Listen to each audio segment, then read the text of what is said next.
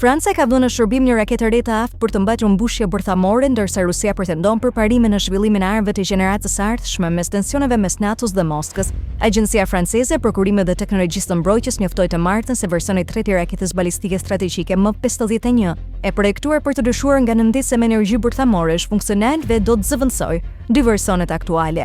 Franca është një nga 3 shtetet anëtare të NATO-s me armë bërthamore së bashku me Shtetet e Bashkuara dhe Britaninë e Madhe, ku vlerësohet se zotëron rreth 290 koka bërthamore të gatshme për përdorim, të cilat përfshin raketa balistike të lëshuara nga nëndecet dhe raketa lundrimit të lëshuara nga ajri. Vendosen në shërbim e raketës së re strategjike franceze erdhi ndërsa presidenti rus Vladimir Putin përshëndeti testet e vendit të torpedos me energji bërthamore Poseidon e aftë për të kryer sulme bërthamore dhe raketës së gëndrimit me energji bërthamore Burevestnik. Zhvillimet e fundit në fushën e armëve bërthamore vijnë pas tensioneve të larta ushtarake në Evropë, ku NATO po përson mbrojtjen e saj mes pushtimit të Ukrainës nga Rusia.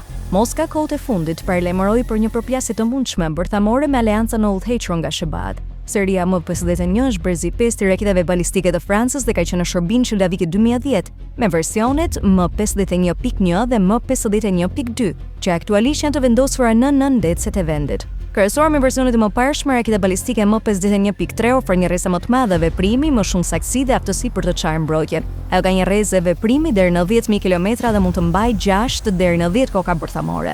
Përveç zhvillimit të raketës balistike M51.4, Franca po ndërton nëndecën e saj të parë me raketa balistike të gjeneratës së ardhshme, e planifikuar të hyjë në shërbim në vitin 2035 me anijen e 4 dhe të fundit, që do të dorëzohet në vitin 2050.